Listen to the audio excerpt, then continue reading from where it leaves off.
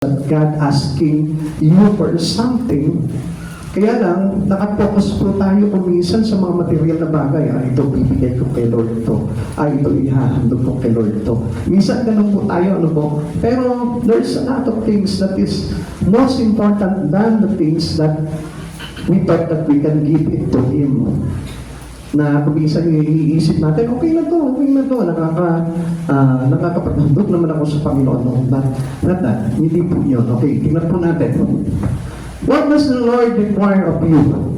Not only for the sake of Israel of these days, kung mapapansin po natin ito, ito po yung kumagay parang hidwaan ng Lord at ng bayang Israel. So mayroong pagtatalo po ang Panginoon, tsaka po yung kanyang piniling bayan. At the same time, but for the benefits of the Lord's Church today, ito rin po yung commonly na kailangan din po natin malaman sa buhay po natin, ano? Now, sabi po dito, with what shall I come before the Lord and bow down before the exalted God? Ano po ba yung mahahandog ko sa Kanya? Ano po ba yung maibibigay ko sa Kanya? This is what the Israel's asking for these things that they can give to Jesus or to God.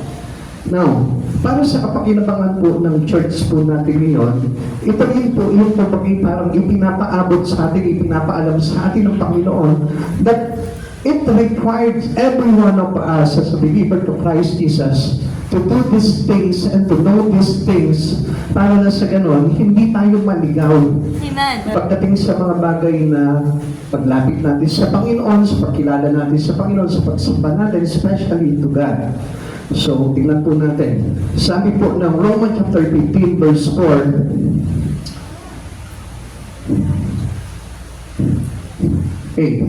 ano man na isulat noon ay isinulat para sa ating ikatututo upang sa pamamagitan ng pagtitiis at sa pagpapalakasan ng loob mula sa kasulatan magkakaroon tayo ng pag-asa. Now, kung papasinin po natin dito, ito pong mga bagay nito na nakatala po dito, hindi po yan specifically for Israel. Hindi lang yan para sa bayang pinili niya, kundi up to our present time, sa atin po bilang mga mananampalataya, mayroon mong benefits po ito na hatid sa atin para matutunan po natin. Tandaan po natin, the words of God is generally speaking to the people who believe in Him. Amen. Para na sa ganun, sa pagkakilala po natin sa Panginoon, will be our guide. Amen. Ito po yung mag-guide po sa atin kung paano po talaga tayo makakakilala o gagawa sa ating Panginoong Hesukristo. Now, tingnan po natin ito mga bagay nito. Ang tanong po dito ng mga Israelita, what did the Lord requires of Israel? Ano po ba yung hinihingi niya sa bayan niya? And what Israel may have thought. Ito naman po yung iniisip po ng mga Israelita. Pakirefresh mo. Yan. What Israel may have thought. Ano yung kanilang iniisip? Yung sinabi po dito, na sabi niya pong gano'n dito, malugod kaya si Yahweh, verse 7, malugod kaya si Yahweh kung siya'y handugang to ng libo-libong tupa o walang katapusang agos ng langis ng olibo. Matuwa kaya siya kung ihandog ko sa kanya ang aking anak na panganay, ang laman ng aking laman bilang kabayaran ng aking mga kasalanan. So, ang focus po nila dito is some of the things that they can give. It is material things or sabihin po natin sa panahon po natin, financial. So, tingnan po natin, ito yung kanilang iniisip at ito rin kung minsan yung laman ng isipan po ng tao. Amen. Siguro, alam niyo, may mga basihan po ang tao eh. Naku, kapag ako nakakapagbigay sa Panginoon, kapag ako nakakapaghandog ng ganito, okay na, sapat na.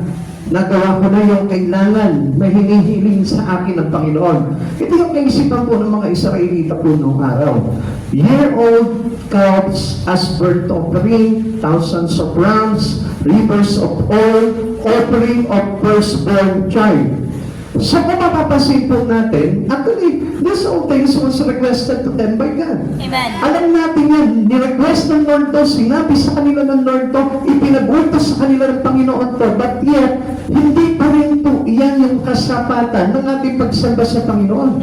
Kaya nga, titignan po natin kung ano po talaga yung gusto ng Lord. Sabi ko nga po sa inyo, God did indeed speak of some of these things. Itong mga ilang bagay po na nabanggit po natin, sinabi po tayo talaga, pinag-focus niya talaga ito, na magdala kayo ng baka, magdala kayo ng mga tupa, magdala kayo ng mga susunuging handog, para sa ikapagpapatawad ng inyong mga kasalanan. Now, tingnan po natin, like the offering calves and rams, ito po yung sinabi po sa Leviticus chapter 1 verse 1 to 13, if we read it, makikita po natin na talagang required talaga sa mga mananampalataya ng araw na magdadala talaga ng handog. And up to now, for the benefits of the church that are present, we also need to give our offering to God. Napakahalaga po yun because we can show our love, our deepest love for God for what we give as an offering to Him. Doon natin mapapakita sa Panginoon yung pag-ibig natin. Come on, people of God. Kamisan, hindi niyo po ba napansin? Tingnan niyo po ito, ha? Sa pamilya po natin, kapag naglalambing sa iyo yung anak mo, Nay, bili mo naman ako ng ganito. Tay, bili mo naman ako ng ganito. Hindi mo naman ako binili. Di ba? Kapag hindi mo siya nabilan, ano? Sabihin sa iyo ng anak mo, hindi mo na siguro ako lang. Kaya magsusiyahin ka ng anak mo, maglalambing sa iyo yung anak mo. Si Caleb, ganyan po si Caleb eh. Kapag naglalambing po sa amin yan eh, hihingi ng pera yan. Baon ka po. Yan. Lagi ganyan po yan. Kasi doon, na-express ng magulang yung kanyang pag-ibig sa anak. Na, kanina lang po si Cheska, nakita niyo, laki na niyan, ano? Tanda na niyan eh. Pero kanina, naglalambing pa sa nanay niya. Mapahingi naman pagbili ng Jollibee, oh. Sabi niya gano'n. Kawawa naman yung anak ko, sabi ni Sister Mary Ann, kawawa naman yung anak ko, walang pera. Pero alam niyo, lambing lamang po yan eh, pera po yan eh. Kung sa amin tatlo, kung sinong walang pera, ako yun. Ibig ko po sabihin po dito, sometimes we need to give just to express our love. Diba?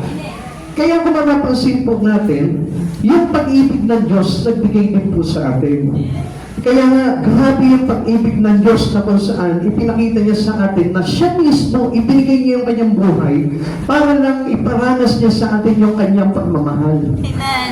Kaya, kung mamabasin po natin, napakahalaga po nito, itinuro po talaga sa atin ng Panginoon to. But, God has still a requirements for every believers. Meron pa rin po siyang hinihingi sa atin. Meron pa rin siyang kailangan sa atin. Sabi nga po dito sa mga bagay na ito, but the absurd amount of oil and the offering of the firstborns are example of hyperbole for the sake of emphasis. Masyadong in-exaggerate naman nila. Diba? Yung alay nila, yung ihundog nila yung kanilang panganay na anak para lang tubusin sila sa kanilang mga kasalanan. Yung walang patid na agos ng langis ng olibo. It is an exaggeration. At kung alam niyo, kahit magbigay ka ng marami without the love that required from you by God, still, it is not much. Amen. Kulang pa rin po yun. Kahit nasabihin mo, magbigay ka, halimbawa, bigay mo yung buong mundo, ihandog mo sa Panginoon, kasi that was not much. Bakit? Kasi mayroon talagang hinihingi sa atin ng Panginoon eh. And just listen to this. And you must know these things para na sa ganun, hindi po tayo magkamali at hindi tayo maligaw sa ating pagsamba sa ating Panginoon. Amen. What God's required of Israel? Tignan po natin kung ano po ba talagang hinihingi niya. Itong tatlong bagay nito, ito po yung pupukusan natin. At ito yung dapat na tumatak sa puso natin. We are having this quality para na sa ganun tayo po ay talaga maging tama sa harapan po ng ating Panginoong Jesucristo. Or else, without these three things, I tell you, hindi po talaga magiging sapat yung iyong pagkakilala sa Panginoon o yung iyong paglilingkod sa Panginoon without these three things. Now, unang-una, to do justly. This means to act towards God and man according to the divine standards of righteousness revealed in His law. yung ating mga gawa sa Panginoon, yung ating mga gawa sa kapwa po natin, ay napakahalaga po yan. Amen. Pero meron po yung standard which is revealed in His law. Meron po kung bagay kautusan na nagsasabi na ito yung dapat na maging pakitungo mo sa kapwa mo at ito po rin yung pakitungo mo sa Diyos. So ito po yung mahalaga po ito eh.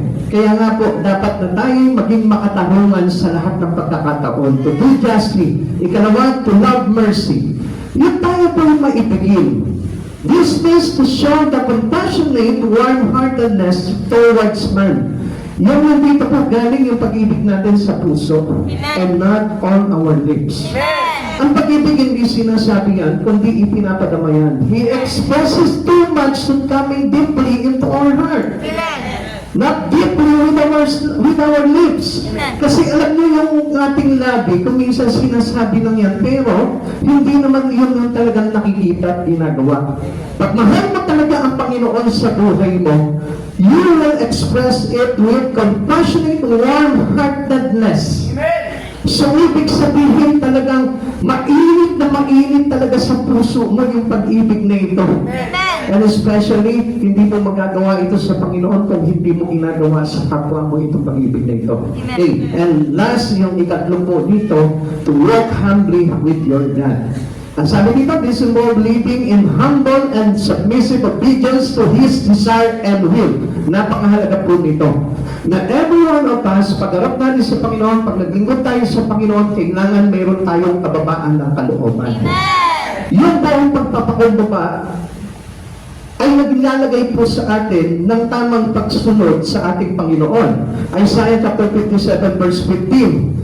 Ako ang tataas-taasan ng banal na Diyos, ang Diyos na walang hanggan, matataas at banal na lugar, ang aking tahanan sa mababang loob at nagsisisi, ako ay sasama at aking ibabalik ang pagtitiwala nila at pag-asa. Come on, listen to this. Ito po yung bagay na kung saan ang Diyos kasama natin kapag tayo po ay mayroong kababaan ng loob sa Kanya. Amen. Kaya nga napakahalaga po ng humbleness. Because humbleness at to have the presence of God.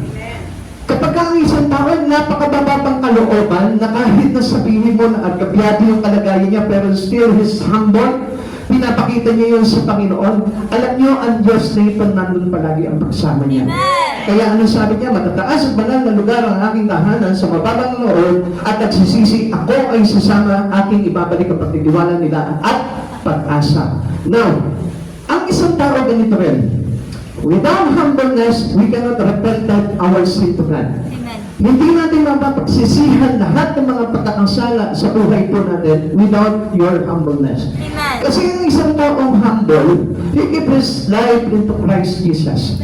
Pinapanatili niya yung buhay niya with attachment to God. Na kailangan po sa bawat pagbabahay po natin, tayo po ay nakabigit palagi sa Panginoon. And this is a humble living. And without God into our life, wala po yung humbleness nun. At alam niyo po ba kung anong ibig sabihin nun? Ang ibig sabihin nun, you are full of pride. Amen. That even God, hindi mo na notice sa buhay mo na wala akong pakialam kahit walang Diyos sa buhay ko. It is pride. At yung pride na yun can put us to destroy. Amen. Pwede tayong wasagin ng pride na yun. Even your pride into your neighbor, into pride into someone, yun ay pwedeng magwasak po sa iyong kaluluwa. At pwedeng maglagay sa iyo ito doon sa kapahamakan sa apoy ng impyerno. Kaya nga, napakahalaga po talaga ng humbleness pagdating sa ating Panginoon. These three things God's required of those who would come before Him. Sa lahat ng lumalapit po sa Kanya, ito yung tatlong bagay na kailangan natin. Yung bagay na ito, to do justly, ano ba po yung sinabi po sa atin? To do justly, to love mercy, and to walk humbly with your God. Napakahalaga po nito tatlong ito at dito po tayo po-focus sa tatlong bagay na ito. Now, sabi dito, these three things God required of those who would come before Him. Not instead of the ritual observances, but in conjunction with them. Anong ibig sabihin sa atin ng Panginoon po dito? Ang sinasabi ng Lord dito, marami po Kristiyano ngayon, they only observances of ritual. So meaning, parang nakaugalian lang nila yung paglapit sa Panginoon. Pero actually, hindi iyon yung talaga. There's no requirement na dala-dala nila pagdating sa Panginoon. They go to church, but it's still nothing. They give their offering to God, but still nothing. So, hindi pa ito yung nagiging kasapatan po sa atin. Kung hindi sa halip sa mga pagdiriwang ng mga ritual na ginagawa po lamang natin, ngunit may mga bagay na dapat tayong isabay sa mga bagay nito. Pero huwag mong ipagbawal sa sarili mo na ikaw ay sumasamba sa Panginoon. Huwag mong ipagbawal sa buhay mo, sa sarili mo, na ikaw ay naghahandog sa Panginoon. Because this is also a given law of God.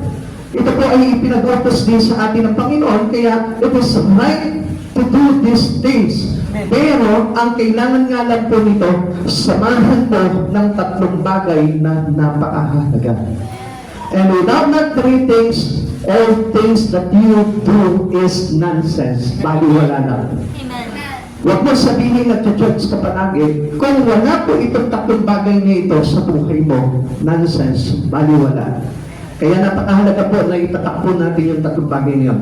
Mateo 23 verse 23. Kahapag-kapag kayo, mga tagapagturo ng kautusan at mga pariseyo, mga mapagkunwari, ibinibigay ninyo ang ikasampung bahagi ng naamin ninyong yerbabuena, ruda, linga, ngunit kinaliligtaan naman ninyong isagawa ang mas mahalagang turo ng kautusan, ang katarungan, pagkahabag, ang katapatan. Huwag ninyong kaligtaan gawin ang mga ito kahit sa tamang gawin ninyo ang pagbibigay ng ikasampung bahagi ng ani. Ang sabi dito, kahit na tama ang pagbibigay ng ikasampung bahagi ng inyong ani, kailangan gawin pa rin natin yung tatlong bagay. Yes, ang katarungan, pagkahabag, at katapatan in relations doon sa tatlong bagay na nire-require sa atin ng Panginoon. Kaya without these three things, I tell you, laging walang saysay lahat ng bagay na yan. Nagsisinta ka, wala pa lang saysay. Nagpe-pray ka, wala pa lang saysay. Nagbibigay ka sa Panginoon, pero wala pa rin palang saysay. Kung wala itong tatlong bagay na ito. Kaya, ito pong mga bagay na ito ay kailangan po natin ginagawa. Ang sabi po dito, napakaganda po dito sa English. Woe unto you, scribes and Pharisees, hypocrites, for ye pay tithes of mint and anise and cumin, and have omitted the weightier matters of the law. Ano raw yung ino-omit natin? Ano yung tinatanggal natin? Yung napakahalaga at napakabigat na pinag-uutos sa atin ng kautosan ng ating Panginoon, which is the judgment, the mercy, and our faith in God. Amen. Yun yung bagay na hindi natin kailangan tanggalin ito. At ito po ay related doon sa sinasabi ng Panginoon na required niya sa mga mananampalataya na lumalapit sa Kanya. Amen. Kaya nga, everyone who come before the Lord must do these three things. It is required for every one of us. Amen. Ito po ba ay pangbata lang? Ito po ba ay pangmatanda? No. It is generally speaking, lahat na lumalapit sa Panginoon, sabi niya, all must be humble. Amen. All must be justly. Amen. Kailangan ginagawa natin yung mga bagay na yun. Kaya lang, tingnan nyo. Ito ang problema po sa atin. Katulad ng mga Israelita, meron tayong iniisip na okay na. Di ba? Na talagang ito na yung hinihingi sa atin ng Panginoon. What does the Lord requires of us as we thought? Sa ating akala, meron po tayong mga ganitong akala. Unang-unang akala po natin na okay na po ito. Some might think all the Lord requires is the observance of certain ritual. Ano po ba yung nakapaloob po dito sa mga rituals na ito? Like attending church on Sunday. Minsan hindi po natin napapansin, di ba? Sunday na lang tayo ng Sunday. Sunday na lang tayo ng Sunday. Kaya nga, binabreak po natin yung rituals na yun. Kaya ang Lord naglagay ng meeting service, naglagay siya ng prayer meeting, naglagay siya ng evangelism. Nilagay niya yung mga bagay na yun, not for us having these things as observances as a Christian. Amen. Kung bagay parang hindi na lang po tayo yung parang tagagawa na naman dito mga ritual na ito.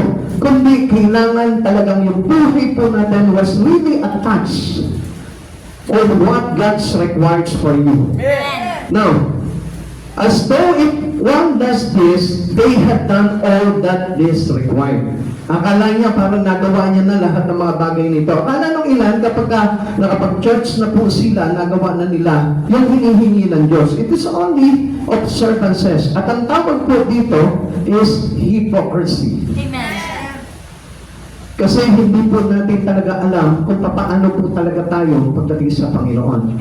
Alam niyo po ba yung pag-church, napakahalaga po niyan. Kaya lang, hindi magiging mahalaga yan kung wala tayo natututunan. Kung hindi tayo nag-grow. And we must grow when we attend service. At yung mga bagay na yun, napakahalaga po nun. Ikalawa, certainly attending the services of the church is important. Napakahalaga po niyan. Huwag po natin iisipin na pwede ko po isang tabi lang ito, pwede ko po na absent lang ito, pwede ko po na hindi puntahan ito. No. Sapagkat napakahalaga ng kautusan na ito ng ating Panginoon. Amen. As we thought na ito lamang po yung required sa ating ng Panginoon, pero mayroon pa nakapaloob dapat sa pag-church po natin. Amen. It is essential to obeying God. Amen. Kasi pag nag-church po tayo, hindi po parang iniisip lang natin, okay, nakaputong na ako sa church, nakapag-church na ako, naidaos ko na ito Sunday na to. Hindi po yun. Just always keep reminding your heart that we need to obey. Kailangan maging masunod rin tayo. Kailangan maging matuto tayo na sumunod sa mga bagay na itinuturo sa atin. Kaya nga yung pagsisimba ay pag-aaral natin ng mga bagay tungkol sa kautusan ng ating Panginoon. It is a given decree that we need to obey. Yun yung kailangan natin sundin dito. Hindi yung pantagay parang Kristiyano ako, born again ako, kailangan nagsisimba na ako. No, that was not enough. Kundi ang kailangan po natin, nagsisimba ako at kailangan matutunan ko sumunod, kailangan ko maging makatarungan, kailangan ko na maging humble pagdating sa Panginoon. Amen. It is required if we expect to grow spiritually. Napakahalaga niyan. Okay, mga kapatid sa Panginoon, how many of us here nagsisimba ka pero wala kang balak na lumago? How many of us here na umaatin ka, tumadalo ka ng gawain pero wala kang balak lumago? It is nonsense. Amen. Sa pagkakaakala po ng marami, katulad po ng mga Israelita po nung araw, kala nila kapag sumamba na sila si Yahweh, okay na. Pero ang hinahanap talaga ng Panginoon, yung tayo po ay lumago sa mga bagay na itinuturo sa atin ng ating Panginoon. Amen. Not only this to attend every services in church, but to grow our relationship with Him. Kailangan kapag ka nagsisimba ka, make sure na lumalago yung relasyon mo sa Panginoon. Amen. Kaya kung mapapansin po natin, di ba? There are a lot of Christians are lazy in attending services. May tinatamad ako ngayon, ayoko muna mag-church ngayon. Dahil hindi mo nakikita, hindi lumalago yung relasyon mo sa Panginoon. Kasi the sooner that you always attend into the church, doon na i-enhance at nade-develop yung relasyon mo sa Panginoon. Sa mga bagay na itinuturo sa atin ng Panginoon, doon mo nakikita ngayon na ikaw unti-unti napapaibig ka sa Panginoon at parang nagiging close kay ng Lord at isang araw parang hindi mo na maiwan ang Panginoon sa buhay mo. Yun yung tinatawag na growth pagdating natin sa Panginoon. Kaya napakahalaga po ditong bagay nito, not certainly attending the service. Kundi ang kailangan po talaga natin, ma-enhance tayo ng todo. Okay, listen to Hebrews chapter 10 verse 24 to 25. Sikapin din natin gisingin ang damdamin ng bawat isa sa pagmamahal sa kapwa at sa paggawa ng mabuti. Nakapaloob pa rin po dito yung tatlong bagay, ano po? Kaya nga sa pag-church po natin, come on, people of God, do not be hypocrite. Sino po dito yung maraming minahal na dito? Sa church na ito? O masigit pa, mas marami ka pang kagalit. Tignan po natin mga kapatid sa Panginoon. And then, wala pa rin yung requirements ng Lord sa buhay mo. Sikapin din natin gisingin ang damdamin ng bawat isa sa pagmamahal sa kapwa at sa paggawa ng mabuti. Huwag natin kaligtaan ang pagdalo sa ating mga pagtitipon gaya ng ginagawa ng ilan, sa halip palakasin natin ang loob ng isa't isa, lalo na ngayong nakikita nating malapit na ang araw ng Panginoon. Kaya ako po tinatanong po sa inyo, kung sa pag-church mo, minahal mo at inibig mo ang lahat ng kapatiran. Parang ang hirap tumugon, kapag hindi totoo sa puso. Pero kapag totoo na sa puso mo, alam mo, kahit may galit ka sa puso, nawawagbit yung galit mo kapag ikaw ay marunong magmahal. Amen. So, ibig sabihin po niyan, meron po tayong spiritual growth na kapag tayo po ay dumadalo ng gawain, natututo po tayo, nagigising ang damdamin natin. Amen. At doon po tayo nakakaramdam ng pagmamahal sa kapwa po natin. Na kahit na sabihin mo na, kasama mo na doon, pero still, ano pa rin yung mangingipabaw sa inyo? Because we learn a lot through our attending in churches, natututo po tayo magmahal sa kapwa. Kasi yun po yung ipinag-uutos ng Lord eh. Amen. Love your neighbor as you love yourself. Amen. Love your brother. Love everyone. Amen. Kaya nga, kapatid sa Panginoon, paano ko mahihiwalay sa Panginoon kung punong-puno ka ng pag-ibig sa Lord? Nag-grow yung iyong buhay at yun yung nakakapagpalapit ng todo sa iyo sa relasyon mo sa Panginoon. Kaya napakahalaga po ng bagay na yun. Okay, tingnan po natin. What happened if failure to attend every service? Karamihan, tingnan niyo po ito.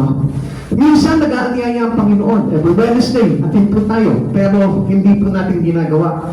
Pero alam niyo po ba, what happened if failure to attend every service? Ano po ba yung mangyayari po sa atin kapag hindi tayo nakakadalo ng gawain ng Panginoon? Can be displeasing to God. Hindi magiging kalabot-bukod sa Panginoon.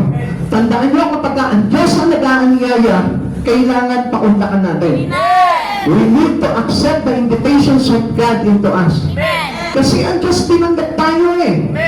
And after tayo tanggapin ng Panginoon, binigyan ka pa niya ng gift. And what is that gift? Romans chapter 6 verse 23. For the wages of sin is death, but the free gift of God is life eternal through Christ Jesus. Tinanggap ka na ng Panginoon, binigyan ka pa ng regalo. At yung regalo yun sa pamamagitan ni Kristo Jesus, binigyan ka ng kaligtasan. Ngayon, tignan niyo mga kapatid sa Panginoon, tapos i-establish mo lang yung offer ng Lord sa'yo. Yung paanyaya ng Lord sa'yo. Aray, sabi ng Lord, bakit ganito? It is in gratitude to God not to accept the invitations of you. Amen. Tandaan po natin, kapag ang Diyos po, nag-anyaya po sa atin, but that is please. Kailangan malugod sa atin ang Panginoon. When absent, are we making the most of our time?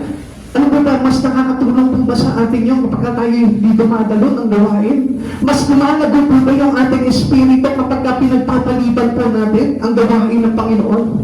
Kapatid sa Panginoon, I tell you, you are lacking for something and you miss a lot of things that we need to learn from the Lord. Kaya hindi lumalago ang mga Kristiyano because they disobey the invitations of God to His church. Amen.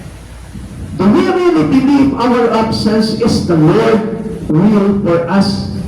No.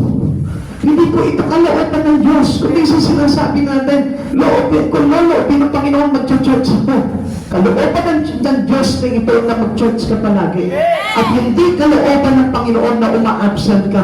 Hindi kalooban ng Panginoon na ikaw ay pumapalya sa iyong pagsisimba. Kaya tandaan po natin, ang kalooban ng Panginoon po sa atin, yung lagi kang nasa takalan ng Diyos. Ephesians chapter 5 verse 15 to 17. Kaya mag-ingat kayo kung paano kayo namumuhay. Mamuhay kayo tulad ng mga matatalino at di tulad ng mga mamumang. Gamitin ninyo ang lubusan para sa mabuti ang bawat pagkakataon sapagkat puno ng kasamaan ng kasalukuyang panahon. Kawan, tignan niyo po mga kapatid sa Panginoon. Ano raw itong panahon na ito? Ang panahon na ito, gamitin ninyo ng lubusan para sa mabuti ang bawat pagkakataon sapagkat puno ng kasamaan ang kasalukuyang panahon. Masama ang panahon, kaya anong dapat natin gawin? Samantalahin natin na makagawa ng kabutihan. At yung kabutihan na yun, it is life unto our God. And nakapal naman. Hindi galing sa tao, kundi galing sa Diyos. Kaya ngayong paggawa natin ng mabuti, yung ating paglilingkod, yung ating pag-church, yung mga bagay na nire-reward sa ating ng Panginoon, yan ay galing sa Diyos at hindi sa tao. Kaya sabi, huwag kayong maging hangal sa halip unawain ninyo kung ano ang kalooban ng Panginoon. You judge but you didn't understand what is the will of God into you. Nag-church po tayo pero hindi natin maintindihan kung ano ba yung kalooban ng Diyos sa atin. Amen. Minsan tinatanggihan natin yung requirements ng Lord. Kaya nga, we not keep on relying unto our own. Hindi sa sarili natin, kundi sa mga bagay na itinturo sa atin ng Panginoon. And you must learn from it. Amen. Kailangan na maintindihan natin ito. Ano pa po yung mga bagay na akala po ng mga tao? Can explain the lack of several things. Take note of other services. Tingnan nyo. Kapag tayo po'y nag-fail na umaten ng gawain ng Panginoon, anong mangyayari po? Can explain the lack of several things. Hindi maipapaliwanag po sa atin yung mga kakulangan po natin. Like for example, the lack of spiritual growth, the lack of commitment in the work of the church. Kaya hindi niyo po napapansin, marami po tinatamad talaga paglikuran ng Diyos sa buhay po nila. The lack of close fellowship with God and other Christian. Kaya wala tayong interest doon sa mga kapatiran. Wala tayong interest sa Panginoon. Kaya nawawalan po tayo ng fellowship. At yung fellowship na yun ay napakahalaga dahil nagpapakita sa isang mananampalataya na siya ay talagang mayroong relasyon sa Panginoon. Fellowship is vital. Fellowship is essential. Fellowship is very important to every Christian believer. Sapagkat without fellowship, ay tayo hindi tayo matatawag ng mga Kristiyano. Pag sinabing Christians, it is the group.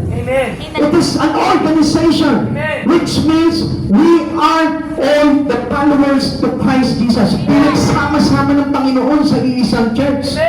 Pinagsama-sama ng Panginoon lahat ng mananampalataya sa iisang iglesia. Kaya napakahalaga po ng fellowship. Na kapag tinatanggihan mo itong fellowship na ito, hindi may papaliwanag sa iyo ng Panginoon kung ano yung mga bagay na kakulangan mo. Kaya nga maraming Kristiyano ang akala nila, they are too much. Sapat-sapat na at sobra-sobra na yung nagagawa nila sa Panginoon. But that was only akala mo lang. Sabi mo sa katabi mo, akala mo lang. Kaya mas mainam po na tayo po laging tumatalo ng mga gawain. Now, what God requires of us truly. Ano po ba talaga yung talagang nire-require sa atin ng Panginoon? Ito na po yung tatlong bagay. Una, to do justly. Yung maging makatarungan tayo sa lahat ng pagkakataon. Ano po ba yung katarungan na dapat na pinaiiral natin? Which is the one that teaches to us by God. Kung ano yung tinuturo sa atin ng Panginoon, it is about the righteousness of God. Yun yung pinapairal natin, not the self-righteousness of man. Amen. Malaki po ang pagkakaiba nitong mga bagay nito. Ito yung righteousness of God at self-righteousness of man. Merong ang tingin niya sa sarili niya matuwid siya, pero sa harapan ng Panginoon, hindi. Amen. Kasi we need to learn about these things on the Bible. At kailangan pag-aralan po natin ito sa mga given laws of God into us. Kaya kailangan po natin matutunan ito. Ano sabi po dito? To act toward God according to His divine law. Unang-una yung ating mga gawa pagdating sa ating Panginoon. Ano po ba yung dapat na mga gawain po natin pagdating sa Panginoon? Okay, minsan mga kapatid sa Panginoon, and I want you to listen and to read these things. Matthew chapter 7 verse 21. Hindi lahat ng tumatawag sa aking Panginoon ay papasok sa kaharian ng langit, kundi ang mga taong sumusunod sa kalooban ng aking Amang nasa langit. The first word in it is of obedience. Amen. To do justly means to go and live into the righteousness of God. And this righteousness should be obeyed by every believers. Ikaw na tayo na nananampalataya sa Panginoon, kailangan we are walking into the righteousness of God. We need to obey the righteousness of God. And that righteousness, yun po yung tinuturo ng Diyos sa atin. Amen. Hindi po yan yung usapin lamang ng mga tao, kundi usapin ng Diyos para sa tao. Na kailangan po natin sundin yun. Kasi hindi po talaga madadevelop po sa atin yung pagiging just means yung pagiging matuwid. Yung pagiging makatarungan sa lahat ng pagkakataon. Kaya hindi nyo napapansin. Maraming mga Kristiyano, they insist it's yung sarili lang po nila at pinipilit po nila. Kaya hindi po natin minsan naman nakikita yung mga bagay na yun. Kristiyano na ako, pero bakit hindi ko pa maiparaya yung sarili ko? Kristiyano na ako, pero bakit hindi ko pa maipabayo yung sarili ko? Kristiyano na ako, pero bakit hindi ko pa matutunan sumunod sa Panginoon? Kristiyano na ako, pero bakit hindi pa ako bagay sa Panginoon. Amen. And then there is something wrong. Ang laki ng pagkukulang po doon sa bagay na yun. Na dapat po na matutunan po natin dahil yung pagiging matuwid ay pagsasabi ng mga katotohanan pagdating sa ating Panginoon. Amen. Na kailangan lahat ng katotohanan na kabase sa Panginoon, kahit na magalit sa iyong tao, kailangan sabihin mo at ipaliwanag mo pa rin sa kanila yun dahil yun ang nararapat at hinihingi ng Panginoon sa atin. Amen. This is the requirements of God in every believers. Amen. Kaya wala po makakalusot po dito. Dahil lahat po tayo naging self-righteous before. Nung tayo mga makasalanan pa, self-righteous tayo. Kung minsan nga, di ba, sinasabi natin, di ba, mag-sign up ng cross ka lang, mababawasan na yung iyong kasalanan. Minsan, magsabusaw ka lamang po doon sa sinasabi po nilang hindi ko alam, parang nababawasan na yung kasalanan natin. Minsan, umatin ka lamang po ano tawag po dito, yung panggabi, 9 days. Ang piling mo noon, mababawasan na yung kasalanan mo. Alam niyo mga kapatid sa Panginoon, kahit straight 21 days, 101 days, 1,000 days, straight kung mamumuhay ka into your self-righteousness, it's all nothing. Bawal wala lang. Amen. Amen. Observance of rituals lamang po yun. And what we need to do is to learn how to walk justly. Amen. Yung pagiging matuwid, yung pagiging makatarungan, yung pagiging diretso ang isipan. Ibig sabihin yung nakalagay yung isipan natin hindi sa balagtot na bagay, kundi sa matuwid na kaisipan na nagmumula sa ating Panginoong Jesucristo. At ito po yung ating gawain pagdating sa harapan ng Panginoon. Tignan naman po natin yung gawain po natin pagdating sa tao. The upwards man according to his divine law. Ito yung nakabase pa rin sa katuluan ng ating Panginoon. Sabi po ng Ephesians chapter 4 verse 25 to 29,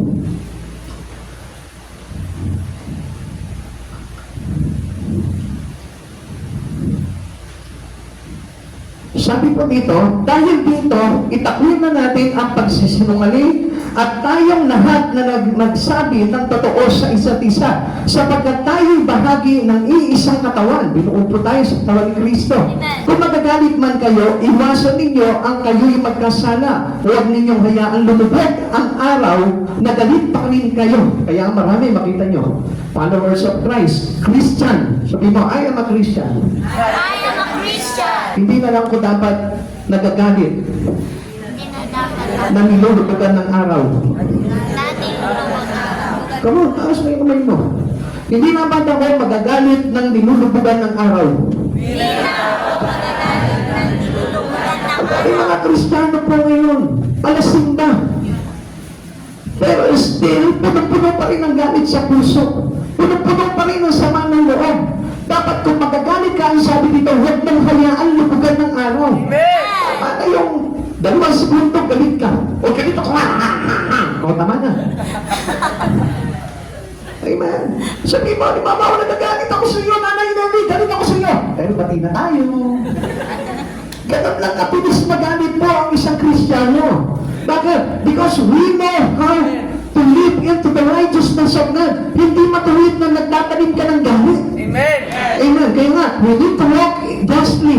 We need to do justly. Kailangan maging makatarungan tayo, maging matuwid tayo sa lahat ng pagkakataon. Amen. Hindi ba kapag ka nakikita mo yung kapitbahay mo na may nagawang kasalanan sa'yo, gigil na gigil ka, uusok ka, nag-iiyak ka. Walang Kristiyanong possess. Every Christians have been delivered by the blood, the precious blood of Jesus.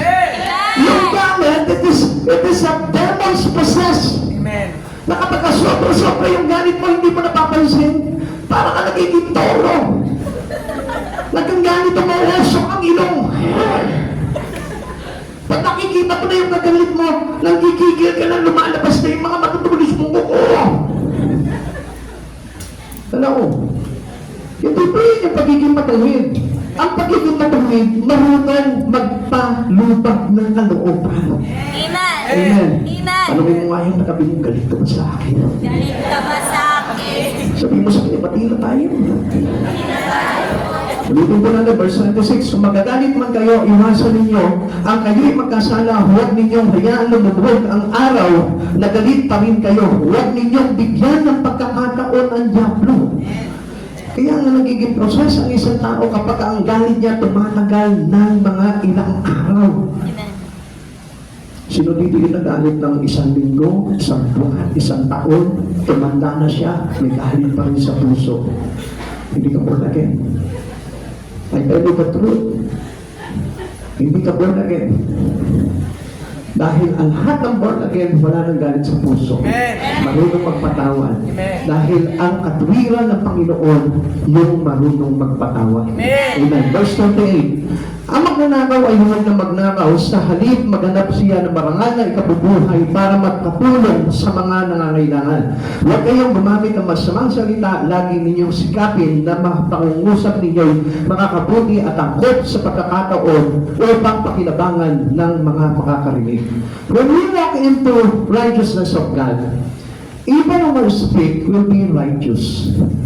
Kaya may mga kapatid sa Panginoon, ang usapin ng isang righteous ay nakabase sa salita ng Diyos at hindi sa salita ng kapitbahay. Amen? Pag ang laging bigkas ng bibig mo ay yung salita ng kapitbahay o kung salita ng kahit na sinong tao, I tell you, it is not righteous. Amen. Dahil ang isang tao talaga na talagang natutok kay Kristo, ang bawat salita na niyan ay nagbibigkas ng katotohanan mula sa salita ng Diyos. Amen. Amen. Kaya yun po yung pagiging matuwid po natin. Even in our speak, makikita po natin kung ikaw ay taong matuwid o hindi. Kaya nga mga pansin ninyo mga kapatid sa Panginoon, if you have God already in your life, it is abundant in your heart. Amen. And it comes out with your mouth. Amen. And this is the Word of God. At yun po yung dapat na lagi po natin usapin sa buhay po natin. Hindi yung mga bagay na makakapagparumi ng puso natin, makakapagdagdag ng galit po natin sa puso. Okay, ikalawa, requirement ng Lord sa buhay po natin. Unang-una, ang sabi sa atin, number one requirement sa Lord. Nakalimutan na agad, pakilakas ko. Yan, to do justly. Ikalawa, to love mercy. Yan. Yung matuto kang umibig ka mercy. Ay, hindi. Ay, pa si mercy. yung mayroon tayong pag-ibig na may habag. Amen. Amen. To show a compassionate warm-heartedness toward man. Yan. Sino po dito yung wagas ang pag-ibig sa kapwa? Ha? Yung hindi naiimbiyar na. Na kapag tinaasan ng kilay, nag-uumusok na.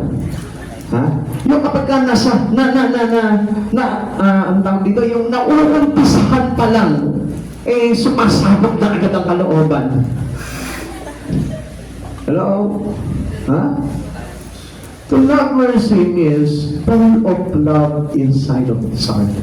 Pagkumulo ng pag-ibig. Hindi yan madadaig ng galit. Hindi yan madadaig ng sama na loob. Hindi yan madadaig ng kahit na anong sumpa na galing kay Satan. Amen. Kundi puno-puno ng pag-ibig mula kay Kristo. Amen. Towards widow and fatherless. Ang sabi dito, dapat na tayo maging maibigin sa mga balo at sa mga umila. So, tayo po ba meron po tayong habag sa mga taong ganito? Tayo po ba'y marunong tumulong sa kapwa po natin? Even towards our enemy, ito yung pinakamahirap eh. Minsan kaya natin ibigin yung pamilya natin. Kaya natin ibigin yung kaibigan natin. And how about your enemies? Yung nakapagpasama ng loob mo, yung nakapagdulot ng kasalanan sa'yo, kaya mo bang mahalin itong mga tao na ito? This is how we emphasize love, mercy. Ito yung pinapakita sa atin ng Diyos na maging sentro ng pamumuhay po natin sa paglilingkod natin sa Panginoon, yung mayroon po tayong pag-ibig na puno ng habag. Amen. Hindi ba yung kaya lang nating ibigin, yung mga tao umiibig lang sa atin? Kaya natin mahalin yung nagmamahal lang sa atin. Kung ito yung ating kaaway, kaya natin bang ibigin? Yun yung doon magpapakita po sa atin na katulad tayo ni Jesus. It is Christ-like love. Amen. Na kung saan si Jesus, kahit na yung mga nagpakos sa kanya sa krus, kahit na yung mga taong makasalanan, inibig ng Panginoon. Amen. Gaano tayo kagalit? Gaano tayo magtanim ng galit? Alam niyo po ba, the opposite of love is anger. Amen. Na kapag ang isang tao galit na galit, na-overcome siya. Na-offer kami yung pag-ibig niya sa puso because of this anger. Amen. Kaya mga kapatid sa Panginoon, I tell you, na kapag tayo po ay naging katulad ng Panginoon Hesus Kristo, if you are believers of Christ Jesus, mayroon kang pagmamahal na puno-puno ng habag. Amen. Yung hindi mo iniisip, mamahalin yan eh, samang tao yun eh, simpaling yan eh, sama ng mga bagay na ginawa sa akin yan eh. Then, you must love them. Kasi sila yun talaga nangangailangan po ng pag-ibig eh. Amen. Yung mga masasama, kailangan nila ng talagang pag-ibig. Yung pag-ibig na yan, yun yung nagliligtas. Amen. Kaya nga tayo, kahit na tayo makasalanan, kahit na tayo po ay wala sa Panginoon ng araw, inibig tayo ng Panginoon. Nung tayo makasalanan pa, inibig tayo ng Panginoon. Amen. Hindi inibig ng Diyos yung mga tao na nagbalik loob na sa Panginoon, kundi nung tayo makasalanan pa, inibig na tayo ng Panginoon. So meaning tayo din po. Kahit na may kapagalit ka, ibigin mo na siya. Kahit mayroon kang kinasasamaan ng loob, ibigin mo na siya. Bakit? Kasi ang isang taong totoong umiibig ay nagliligtas ng kaluluwa sa impyerno. Amen. Akala natin dahil ang pag-ibig lang, dahil gusto ko siya. Ganda siya, cute siya. Hindi ka lang yung pag-ibig. Ang pag-ibig nagliligtas Amen. ng isang kaluluwa sa impyerno. Amen.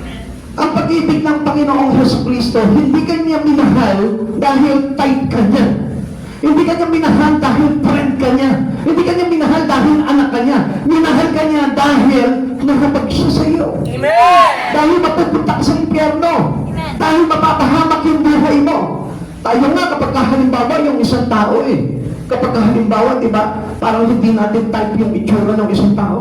Pinatatawanan lang natin Iniirap-irapan lang natin, dinadaan-daanan lang natin Pero kapag ka-type mo yung isang tao, doon ka nagbibigay, nagpaparamdam ng pag-ibig mo. Kapag mabait sa'yo yung tao, pinagpapakitaan mo ng pagmamahal mo. How much itong mga tao na ito na makasalanan? Yung tao, yung kapitbahay mo na nagnakaw ng manok mo, nagnakaw ng kalabaw mo, kaya mo bang mahalin to? Kapatid sa Panginoon, gusto ko malaman mo, ang pag-ibig ng Diyos nagligtas sa atin para tayo po ay hindi maimpyerno. Amen. Hindi ka minahal ng Panginoon dahil palasimba ka. Hindi ka minahal ng Panginoon dahil lagi kang nagtatides. Hindi ka minahal ng Panginoon dahil masipag ka sa gawain ng Diyos. Kundi minahal ka ng Panginoon dahil sa habag niya na ayaw niya mapunta ka sa impyerno. Yun ang totoong pag-ibig na kailangan po natin. Sabi po ng Luke chapter 6 verse 35 to 36, sa halip mahalin ninyo ang inyong mga kaaway at gumawa kayo na mabuti sa kanila, magpahirap kayo na hindi umaasa ng anumang kabayaran, sa gayon malaking gantimpala ang tatamuhin ninyo, at kayo'y magiging mga anak na tataas-taas sa Diyos, sapagkat siya'y mabuti kahit sa mga masama at sa mga hindi marunong magpasalamat. Maging mahabagin kayo tulad ng inyong Ama na mahabagin. So that is love. Amen? Amen. Kaya nga kung may asawa ka, pasaway yung asawa mo, mas lalo mo siyang ibigin. Mas lalo mo siyang mahalin. Kung may anak ka na pasaway, mas lalo mo siyang mahalin. At ano po ba yung ulit yung pagmamahal na yun? Hindi lang to love them and to tolerate them, but to save them. Amen? Amen. Love can save. Yung pag-ibig ay nagliligtas. Kaya nga ano sabi po sa atin? Love can destroy multitudes of sin. Amen. Kaya nga, mga kapatid sa Panginoon, dapat ang pag-ibig mo nagliligtas. Amen. Natatandaan ko po nung yung misis ko po, nung nagkaroon po ako ng pagkakasala sa kanya. Alam niyo po kung anong una, okay, nagalit po siya sa akin. Pero lately, ipinadama niya sa akin yung pag-ibig pa rin. And that was love. Why? Because he doesn't want, he didn't want me to destroy. Ayaw niya na mapahamak ako. At ganoon din po ang pag-ibig dapat natin bilang Kristiyano. Yung kapag nakita natin na gumagawa ng masama ang isang tao, mahalin natin siya. At yung mahal na yun, yung pagmamahal na yun, kailangan kalakip doon yung habag na kung saan ililigtas natin. Amen. Hindi yung pagpapakitaan natin ng galit, galit ako sa'yo. Ayoko makita mo mo. Nahiinis ako sa'yo. Hindi ganoon. Kundi, we express love because we wanted them to be saved. This is how Christ done for us. Amen. Minahal ka ng Panginoon. Kaya nga kahit na ngayon, napilitan ka na mag-church ngayon, mahal ka ng Diyos eh. Dinala ka ng Diyos dito kasi mahal ka ng Panginoon. Gusto naman Diyos na ito na maligtas ka. Amen. Alam niyo, sa oras na ito, walang kinaiinisan ng Diyos dito eh. Walang kinamagmahian ng Diyos dito. Kaya ka nga niya dinala dito dahil is willing to save you. Amen. Gusto ka niya na mahalin ka niya, na maligtas ka niya. Na kahit na kumisan, di ba, nagmamalaki tayo sa Panginoon, hindi ako mag-judge sa Panginoon. Nanginginis ako sa pastor na yun. Hindi ako magsisimba ngayon, nanginginis ako dun sa sister doon. Walang ginawa, kundi barahin ako ng barahin. Every time na lang na nagsasalita ako, binabarahan ko. Mahalin mo siya. Kasi kailangan niya talaga ng pagmamahal. Amen? Yung mga tao na parang asar na asar ka, alam mo kung anong kulang doon? Pagmamahal. Yung mga tao na kulang mo sa pansin, yung mga pasaway, alam niyo kung anong kulang doon? Pagmamahal. Kaya nga, we need to love mercy. Yung pag-ibig natin na may habag. Lumalakas yung hinga ko yun. Pagka, naintindihan niyo po ba? Sino po dito yung mga kinaiinisan niyo? Huwag niyo nang pakitin yung pangalan, baka masakunutan kayo. Sabihin niyo na lang sa Panginoon, Lord, kailangan kong mahalan itong tao na ito. Kasi gusto ko siya maligtas. Amen? Amen. Amen? Amen. Balikan mo yung ginawa sa iyo ng Panginoon para maintindihan mo yung bagay nito. Inibig ka niya nung tayo'y makasalanan pa. Nung tayo'y makasalanan pa. Hindi ka niya inibig nung ikaw ay nagbalik loob na. Kundi nung tayo na makasalanan ka pa, inibig ka na ng Panginoon. Sapagkat ayaw ka niya na mapahamak. Ayaw ka niya na maipunta sa impyerno. Na kahit na kumisan may pagmamalaki ka, na kahit kumisan parang tinitiringan mo ang Panginoon sa buhay mo, still, inibig ka pa rin ng Panginoon.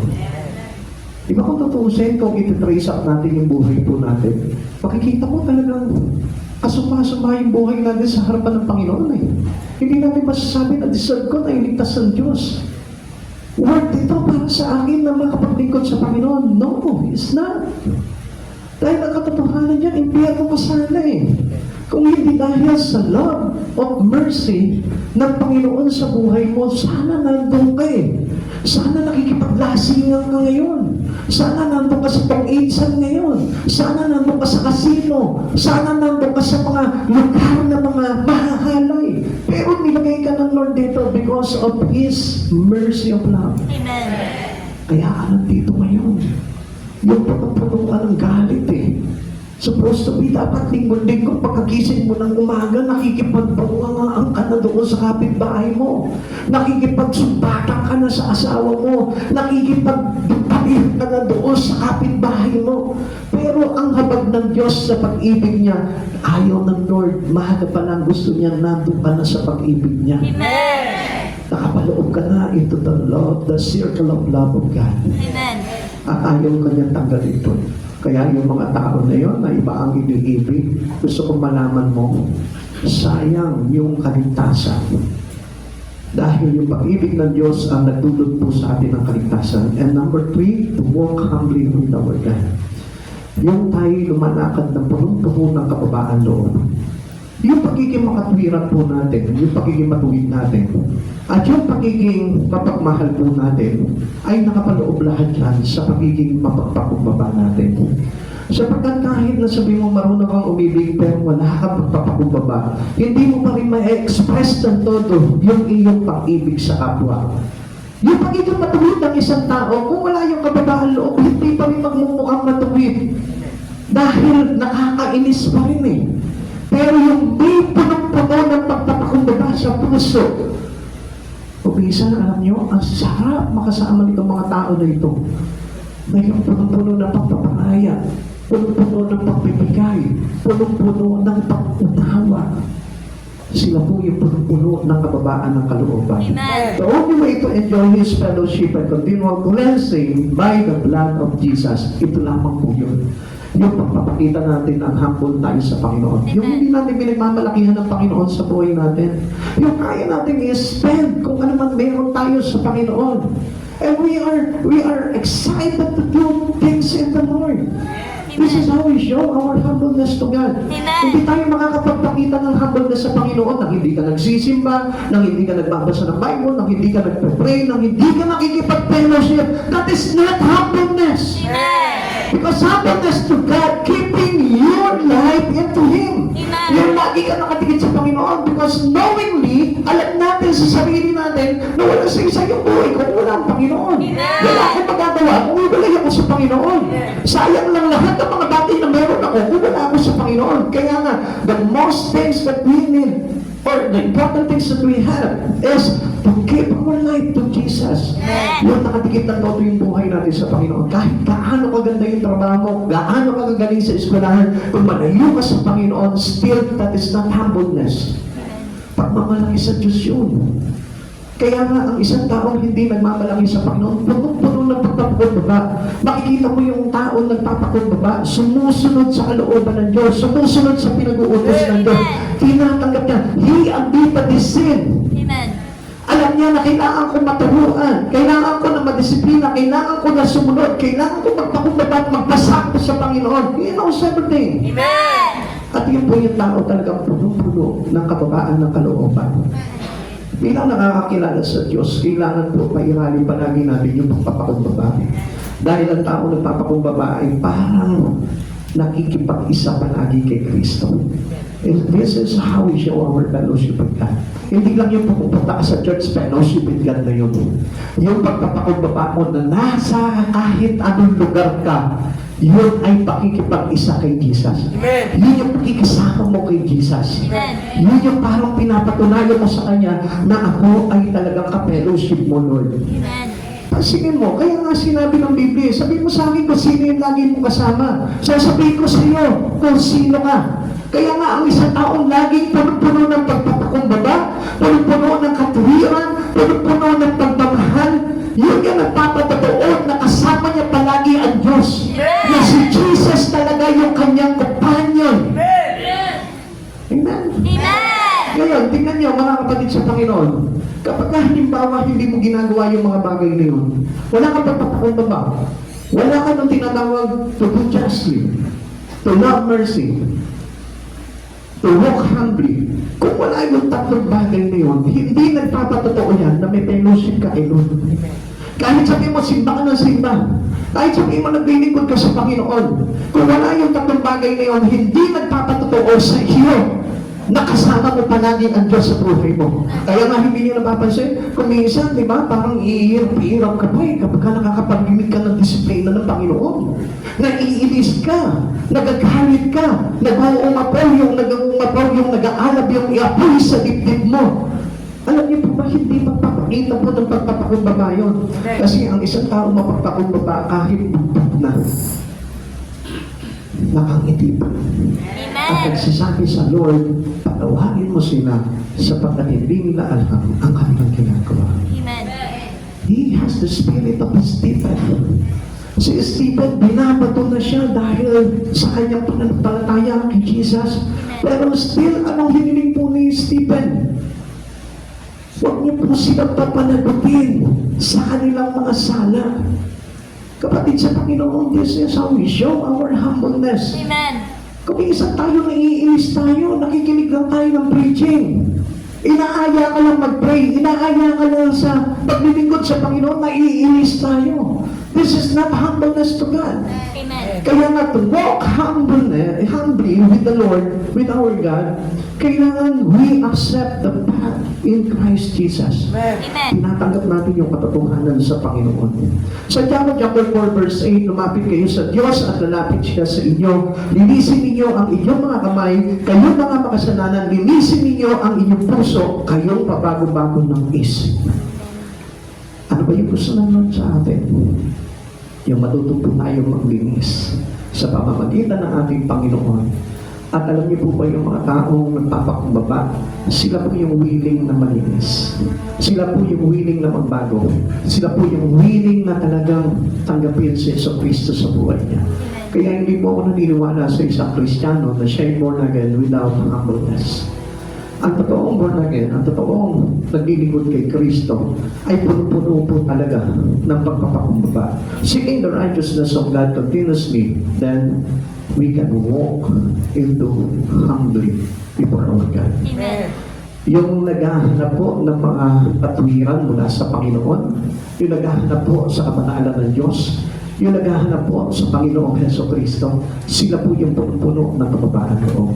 Pero I cannot say that you are seeking with God kung wala kang pagpapakumbaba. Amen. Dahil ang totoo po talaga naghahanap sa Panginoon at lumalapit sa Panginoon ay lumalakad na ng buong pagpapakumbaba. Amen. Kaya nga sa oras nito, mga kapatid sa Panginoon, isipin po natin kung ano yung bagay na hinihingi sa ating Panginoon ng Panginoon. To do justly, to love mercy, and to walk humbly before our God. Kaya mga kapatid sa Panginoon, hindi sapat na nagsisimba ka lang. Gusto ko na maunawaan po natin lahat po itong bagay na ito. Magsisimba ka, laki pa mo nito tatlong bagay na ito. Maging makatarungan ka at makatwirang ka. Maging mapagmahal ka sa kapwa, higit sa lahat sa Diyos. Amen. At magpakumbaba ka ng buong sikap para maipamalas mo sa lahat ng tao sa paligid mo na ikaw ay lingkod ng kataas-taas sa Diyos. Tayo po natin magsitayo. Ihanda po natin yung ating mga sarili.